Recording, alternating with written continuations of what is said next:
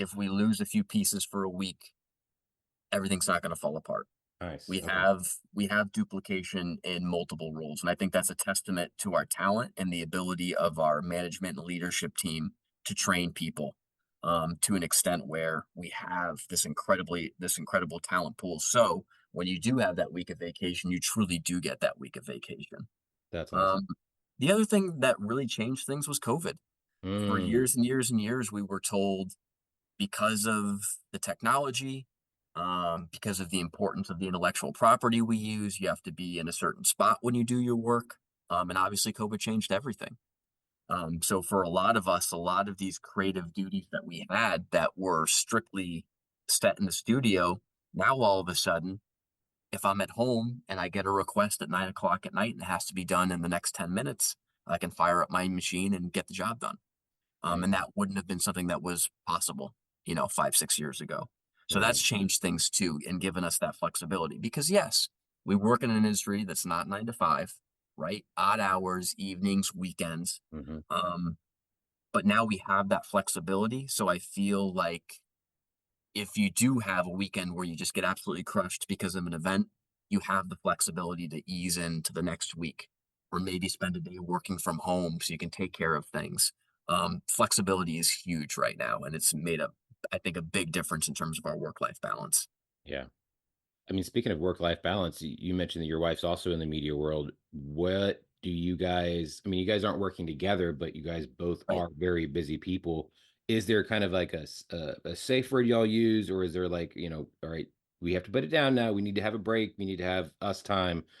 Obviously you guys understand more about how each other's work goes and how, like you said, you have to be an adrenaline junkie and always be on it. But how Right. do you guys kind of manage all that? I think it's been a huge part of the success of my relationship is having a partner that just understands the business. Right. And I think I've seen that not just here, but with other people that work in the entertainment business and then have a partner that has maybe more of a traditional job. There can be some friction there. And Hmm. understandably, like you're working different hours. And I think unless you work in this business, it's can sometimes be hard to understand or empathize with like, okay, why are you running out at 8 o'clock at night on a Friday? Or why did I not see you for a whole weekend? Well, it's just the nature of the beast. It's the work that we do. Right. I think just having a partner that understands those odd hours and the very uniqueness of our business is huge. Um, we're both very independent people too. We like our me time. So I think me being gone for a while, or she works in film, so she may be on set for 3 or 4 months at a time where I don't see her. Um, we're just used to that, and I think we're both wired in a way where that's okay. And I think it's made our relationship significantly stronger because we value the time that we have together. That's awesome. Yeah, I was always curious about that because I know there are, I mean, especially people who are have businesses together, like, you're not working all the time, but you are obviously tied to that work. So I just wonder how the break does happen and like you were talking about the work-life balance. Yeah, it's not easy, but I think working in a creative business, you have to make sure that you separate yourself from time to time from the work you do because Yes. burnout's going to happen. In a creative industry, it takes so much from you mentally, physically, spiritually. If you don't completely check out from time to time and give your brain just a chance to clear itself out, it's going to negatively impact your work sooner rather than later. So you have to find that time. And I think having a team here that respects that and understands that is critical to keeping our products as at a high level. You have to. What is some of the things you enjoy doing to just kind of just check out and, not be fully into it? For me, my biggest thing is just physical activity, whether it's Hmm. being outdoors, hiking, getting to the gym. That's a huge style for me. Just a chance for me to turn my brain off, break a sweat, or Hmm. enjoy the outdoors and just totally tune out. I love travel. I love music. Um, so those are kind of my outlets. I love that. So you mentioned that if you were to you would own a brewery if you were to. What beer what is the brewery scene up in the Connecticut area looking like? I think Connecticut is maybe kind of like this untouched gem, or maybe people don't know. We're doing some great stuff in this state when it comes to breweries. Probably the biggest story, and this may be sacrilege for a wrestling and brewing podcast, but is not non-alcoholic beer. Athletic Brewing Oh, it's huge. is Yeah. is is down the street on I-95, and they have Oh. blown up. They have a second brewery now in Mhm, Southern California. I want to say San Diego. Um, and they are just doing gangbusters for business. It's a great outfit. The guys that run it are awesome. I've been there a few mhm. times. Love their product. Shout out to a couple places that I go to. A classmate, actually, my brother's grade, one of his best friends, Reverie Brewing. Ah, okay. For those in the Northeast, Reverie, they're stepping up their distribution at this point. So it's becoming easier and easier to find their stuff. But they're doing some amazing work. Salem, Connecticut, a place called Fox Farms. I think maybe making the best beer in the state. They're absolutely outstanding. Um, I went to high school in Litchfield County, a place called Kent Falls Brewing.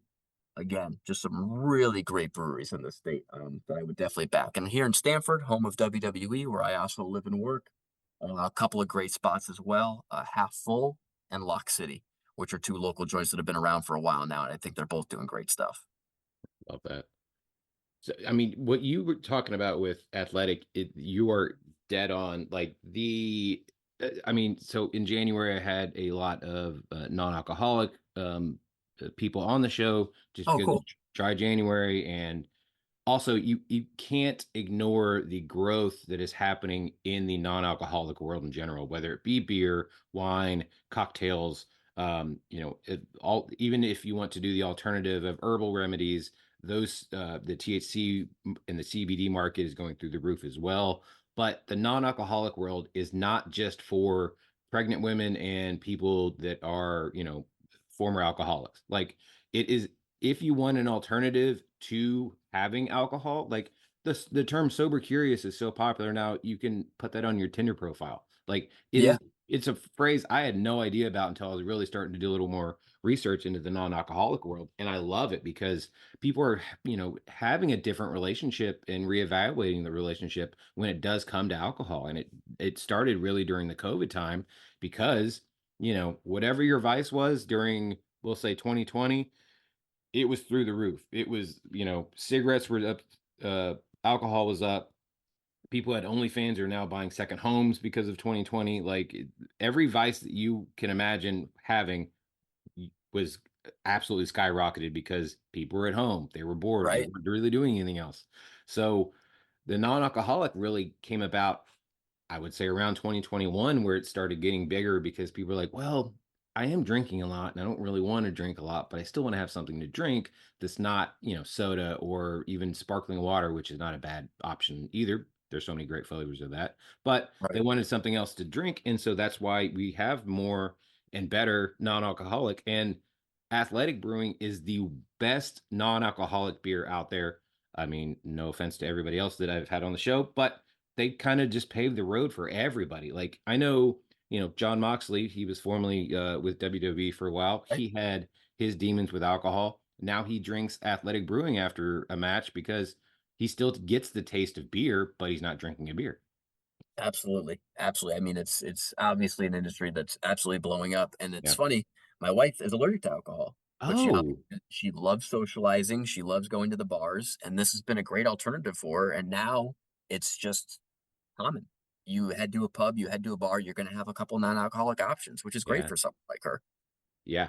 Yeah. I mean, if you're seeing Heineken and Corona and Bud get into the game, it's something that you need to take notice of because they don't just hop into something just because. No, I mean this is not just a quick flash in the pan trend. This is going to be something that's a huge part of drinking culture and beverage culture, no doubt about it. Yeah, I love it so much. And I've talked to so many brewers up in that, the Northeast area. I mean, when I was in Philly for WrestleMania, I went over to Jersey to talk to some people, and they they are doing amazing things, and some of them are just doing amazing things just for the community. They're not trying to distribute. They just want to be your local brewery or pub that you can go to, enjoy some great food, trivia, live music, but also have amazing beer that they're making there. Yeah, it's really cool to see these breweries becoming social hubs for communities. I'll bring back up Reverie Brewing again, Yeah. north of me in Newtown, Connecticut, that my friend Ryan Broderick runs. And for him, that's really the driving force for him. He worked in finance earlier in his career, always wanted to own his own business, obviously a big beer guy. And for him, that's the best thing about this business is it's becoming a community hub, Hmm. a place for people to gather, live music, trivia nights, clubs, special interest, a running club. It's just a great opportunity for people to gather and a place where people can, come together and break bread, which is, Right. what every community needs. Yeah. I mentioned that to so many different breweries too, because they're feeling it the same way, that they know that their place of business is a community hub.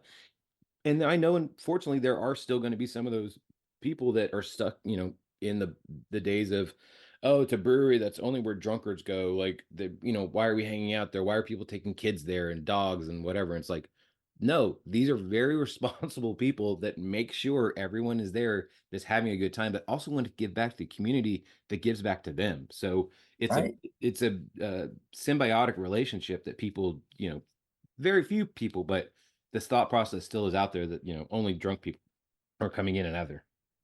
Yeah, I think ideally the culture around drinking is changing, whether it be, the increased interest in non-alcoholic beer Hmm. or just, it seems like an industry where there's something for everyone at this point. It's a very inclusive community for sure. Right.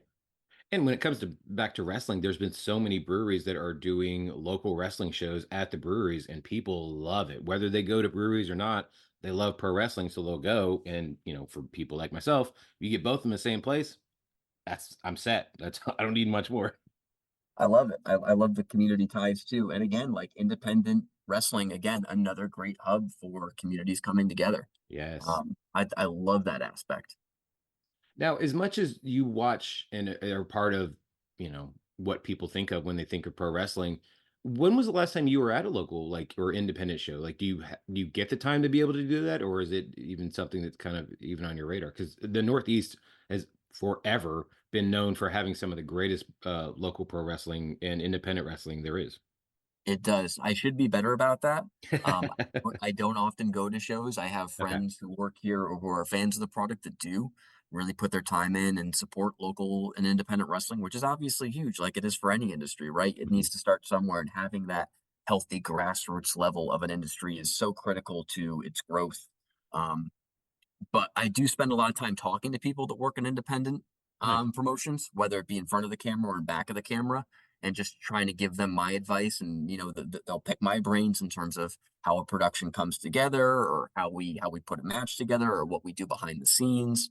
So I like to be a sounding board for people working on the independent scene. I think that's kind of like the way that I can give back. I love that. Yeah, the local and independent scenes have really picked up their production, especially like the video packages too. Like I know GCW obviously is, I guess, the biggest independent company right now. Right.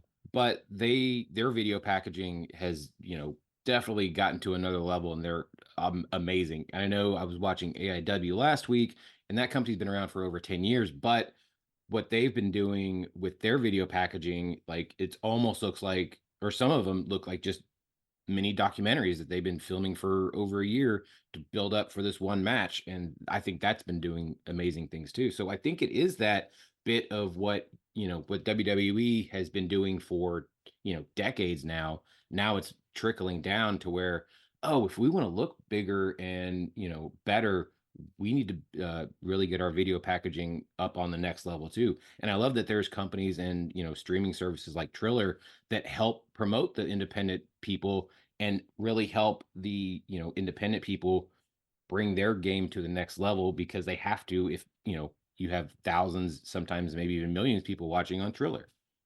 Absolutely, and I think that points to access and the Yes. democratization of media in this day and age. The equipment to capture these things is cheaper than ever. Distribution is easier and cheaper than ever. And again, it gives these smaller companies the opportunity to get their product out there, which is fantastic. People talk so much about being in this prosumer culture. Production value doesn't matter, and all you need is a phone. And, you know, the influencers are going to take over media content as we know it. And yes, there certainly is a market for that, and it's going to Hmm. continue to grow. But at the same time, I think for most viewers, there is an expectation in terms of production quality when it comes to a live event. How something is lit, how the Hmm. sound looks, how a shot is framed. Like there is an expectation with most viewers that there needs to be a certain level of professionalism. Yeah. For me, it's the lighting. It's always been weird how certain people will light their live events and then they